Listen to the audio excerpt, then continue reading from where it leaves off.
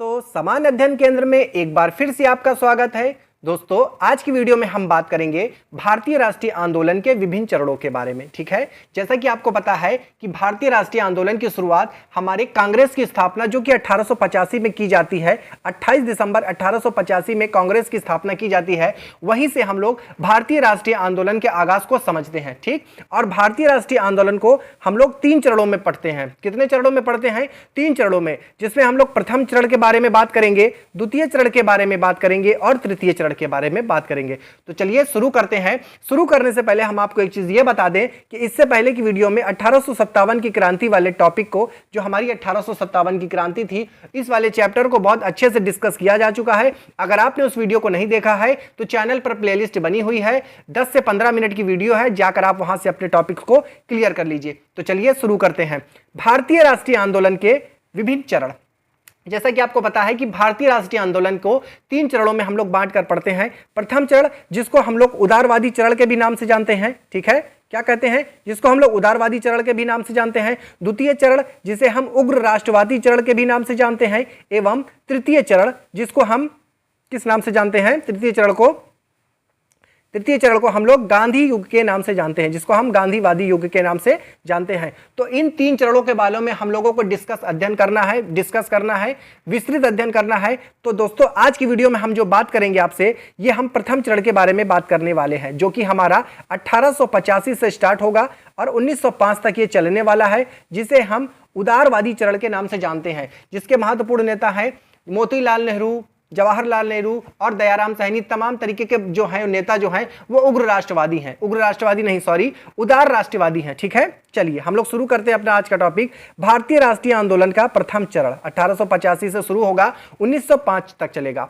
ये जो चरण की स्थापना शुरुआत होती है, यहीं से हमारी होती है भारतीय राष्ट्रीय कांग्रेस की स्थापना 1885। अगर एग्जैक्ट डेट की बात करें तो 28 दिसंबर 1885 में भारतीय राष्ट्रीय कांग्रेस की स्थापना हो जाती है। ठीक है दोस्तों, अगर आपको वीडियो पसंद आ रहा है तो सामान्य अध्ययन केंद्र के यूट्यूब चैनल को आप सब्सक्राइब कीजिए, क्योंकि आपको यहाँ पर बीपीएससी TRE 4 से रिलेटेड सभी वीडियोस मुफ्त में आपको ऐसे ही मिलने वाली है, जिससे आप पढ़कर बिना किसी भी तरह का शुल्क दिए अच्छे से क्लियर कर सकते हैं। चलिए अब हम लोग फैक्ट के बारे में बात करेंगे।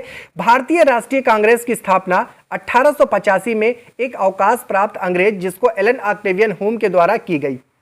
तो हम कुल मिला के कह सकते हैं कि भारतीय राष्ट्रीय कांग्रेस की स्थापना A.O. ह्यूम के द्वारा की गई है।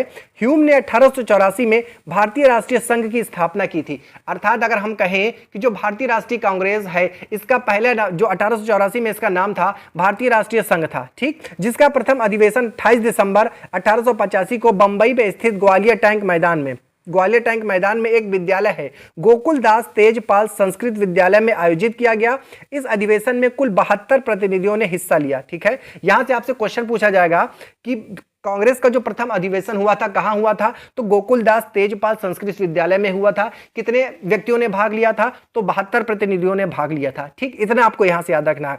इस सम्मेलन में दादा भाई नौरोजी के सुझाव पर, जो ये 1885 का सम्मेलन हुआ था, यहां पर दादा भाई नौरोजी के सुझाव पर भारतीय राष्ट्रीय संघ का नाम बदलकर भारतीय राष्ट्रीय कांग्रेस रख दिया गया। तो आशा करते हैं कि आपको यह पता चल गया है कि जो 1884 में भारतीय राष्ट्रीय संघ की स्थापना की गई, ये किसके सुझाव पर इसका नाम बदलकर भारतीय राष्ट्रीय कांग्रेस किया गया? तो वो थे हमारे दादा भाई नौरोजी, जो कि एक पारसी अध्यक्ष रह चुके हैं। ये इनको 3 बार अध्यक्ष बनाया जाएगा। अभी हम जो प्रमुख अधिवेशनों के बारे में बात करेंगे तो वहां सभी चीज के बारे में डिटेल से जानकारी हासिल करेंगे। ठीक है, आपको इतनी चीज याद रखनी है। चलिए आगे बढ़ते हैं। व्योमेश चंद्र बनर्जी भारतीय राष्ट्रीय कांग्रेस के प्रथम अध्यक्ष थे। ठीक, व्योमेश चंद्र बनर्जी, जो कि 1885 में भारतीय राष्ट्रीय कांग्रेस के प्रथम अध्यक्ष थे।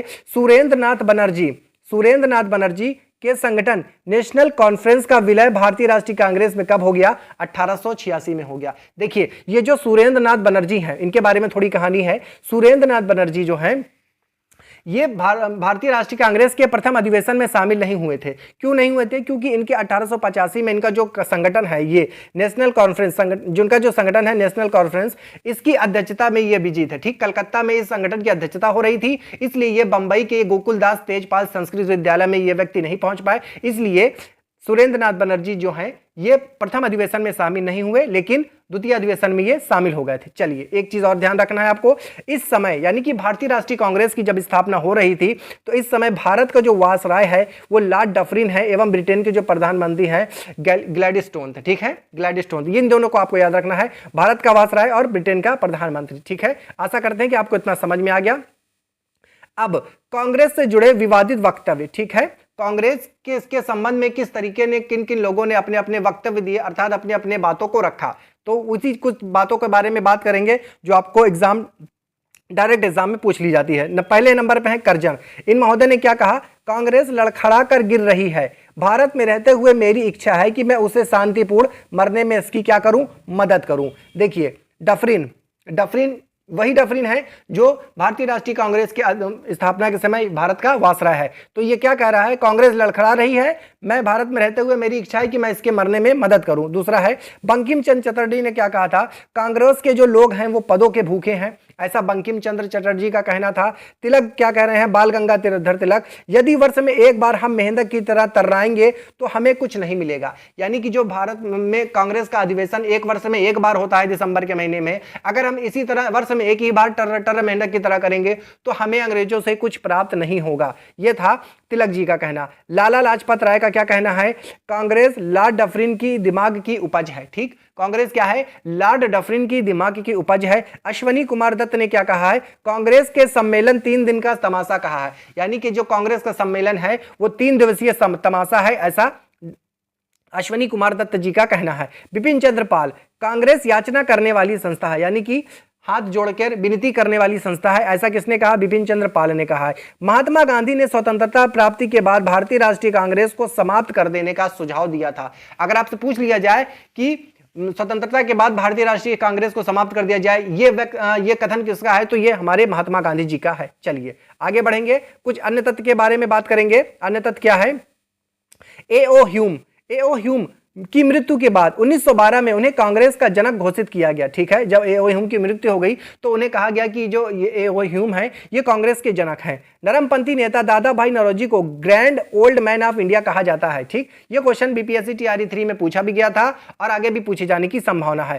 कांग्रेस के प्रथम अध्यक्ष डब्ल्यूसी बनर्जी, जो कि मुंबई में इनकी अध्यक्षता हुई थी, 1885 में बने थे। कांग्रेस के प्रथम मुस्लिम अध्यक्ष बदरुद्दीन तैयब जी मद्रास 1887 में बने थे। कांग्रेस के प्रथम अंग्रेज अध्यक्ष जॉर्ज यूले थे, जो कि इलाहाबाद अधिवेशन 1888 में बने थे। प्रथम महिला जिसने कांग्रेस अधिवेशन को संबोधित किया, कादम्बरी गांगुली। ठीक है, कादम्बरी गांगुली जो कांग्रेस के जो कलकत्ता में 1890 में ये शामिल हुई। इनके बारे में एक बात और याद रखना है कि जो कादम्बरी गांगुली थी ये भारतवर्ष की प्रथम स्नातक, यानी कि इन्होंने 3 वर्षीय ग्रेजुएशन किया था। कादम्बरी गांगुली ने, ये भारत की प्रथम स्नातक महिला रह चुकी हैं। ठीक है, भारत के प्रथम महिला अध्यक्ष एनी बेसेंट। ठीक, भारत की प्रथम महिला अध्यक्ष कांग्रेस की प्रथम महिला अध्यक्ष जो है वो एनी बेसेंट है। जब भारत की आपसे प्रथम महिला अध्यक्ष पूछा जाए तो वो है सरोजिनी नायडू। इतनी चीज आपको याद रखना है। ठीक है, आशा करते हैं कि आपको इतनी चीज समझ में आई है। थोड़ा सा और आगे बढ़ेंगे। सबसे ज्यादा समय तक अध्यक्ष रहने वाले, यानी कि जिनका टाइम पीरियड सबसे ज्यादा है, मौलाना अबुल कलाम आजाद 1940 से 1945 तक। जब 1940 में कांग्रेस को गैर कानूनी घोषित कर दिया गया था तो उसके बाद किसी भी प्रकार का कोई अधिवेशन नहीं हुआ था। तो 1945 तक यही व्यक्ति क्या थे, अध्यक्ष थे। भारत की स्वतंत्रता के समय जो अध्यक्ष थे वो थे हमारे जेबी कृपलानी। ठीक, जेबी कृपलानी। अंग्रेज अध्यक्ष जॉर्ज यूल 1888। ठीक, विलियम वेडरवन